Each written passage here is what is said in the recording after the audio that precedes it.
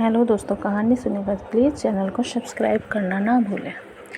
70 साल की एक बूढ़ी औरत जिसका पति अभी अभी उसे छोड़कर किसी और दुनिया में चला गया, जिसका अपने पति के अलावा इस दुनिया में कहने के लिए कोई और नहीं था, बाल बच्चे भी नहीं हैं। पिछले कई दिनों से उसे घर खाली करने के लिए नोटिस पर नोटिस आए जा रहे थे। उसने अपने जानने वाले और रिश्तेदारों से कई बार मदद के लिए गुहार लगाई, लेकिन सिर्फ नाम के लिए ही उसकी शिकायत पर ध्यान नहीं देते। उसकी सहायता के लिए कोई भी आगे नहीं आया। कई लोग तो उसे देखकर ही अपना रास्ता मोड़ लिया करते। बेचारी करे भी तो क्या करे। आखिरकार वह दिन भी जल्दी आ पहुंचा जब उसके फ्लैट के मालिक ने उसको फ्लैट खाली कराने के लिए उसके पास कुछ सिक्योरिटी वाले भेज दिए। बूढ़ी औरत उन हट्टे कट्टे आदमियों को देखकर और भी ज़्यादा सहम गई। वो उनके आगे गिड़गिड़ाने लगी, उनके पैर पकड़ लिया और कहने लगी उसे सिर्फ 2 दिन की मोहलत दे दी जाए। वो कुछ भी करके अपने लिए रहने के लिए कोई और जगह की तलाश कर लेगी, मगर भाड़े के वो आदमी उसकी एक बात सुनने को तैयार नहीं थे। जब सिक्योरिटी वाले उस बूढ़ी औरत को धक्का मार के निकालने ही वाले होते हैं, तभी पीछे से एक आवाज़ आती है, खबरदार, जो इस अम्मा को किसी ने हाथ भी लगाया तो इन्हीं के घर से कोई नहीं निकाल सकता। सिक्योरिटी वाले हैरानी से उस आदमी को देखते हैं और पूछते हैं कि तुम्हारा मतलब क्या है। तब वह आदमी उस फ्लैट के पेपर दिखाता है जिन पर उसी बूढ़ी औरत का नाम होता है। वह उन्हें तुरंत वहां से निकल जाने के लिए कहता है। पेपर देखकर वह सिक्योरिटी वाले वहां से निकल जाते हैं। यह सारी घटना बूढ़ी औरत बड़े अचंभे में देखती रहती है। सब के जाने के बाद बूढ़ी औरत उस आदमी से पूछती है कि बेटा, मैं तुमको नहीं पहचाना, लेकिन मैं इतना ज़रूर कहूँगी कि तुम आज मेरी ज़िंदगी में भगवान की तरह आए हो।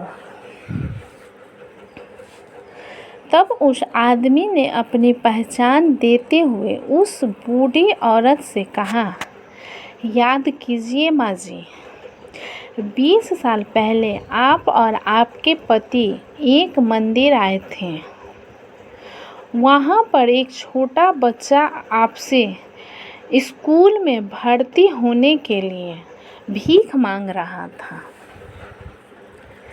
आपके पति ने तो यह कहकर आपको मना कर दिया था कि इसको पैसे मत देना, यह नशा कर लेगा, और आगे चले गए थे, लेकिन आप वहीं पर रुक गई थी और आपने अपने पास रखे सारे पैसे उस बच्चे को दे दिए थे। आपने आशीर्वाद और एक तावीज़ देते हुए उसे कहा था कि भीख मांगने से अच्छा है छोटा मोटा काम करो और अपनी पढ़ाई पूरी करो, तुम्हें भगवान ज़रूर कामयाबी देगा। माँ जी, मैं वही भिखारी बच्चा हूँ जो आपके बताए रास्ते पर चलकर आज इतना बड़ा हो गया है।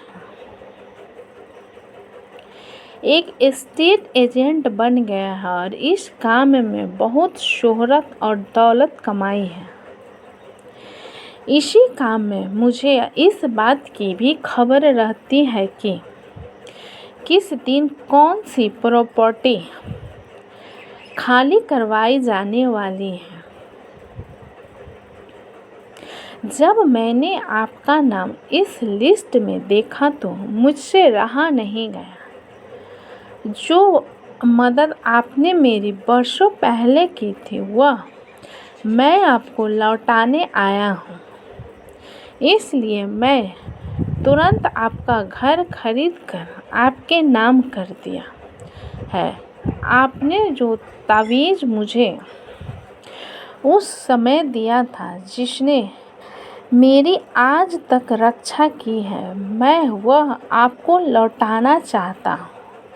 मैं चाहता हूँ कि यह तावीज़ अब आपकी रक्षा करे। हाँ, मेरी एक और विनती है, बुढ़ापे के समय में अगर मैं आपका लाठी बन पाऊँ तो मैं अपने आप को खुश नसीब समझूँगा। यानी कि अगर आप मेरे साथ रहेंगे तो मुझे और अच्छा लगेगा।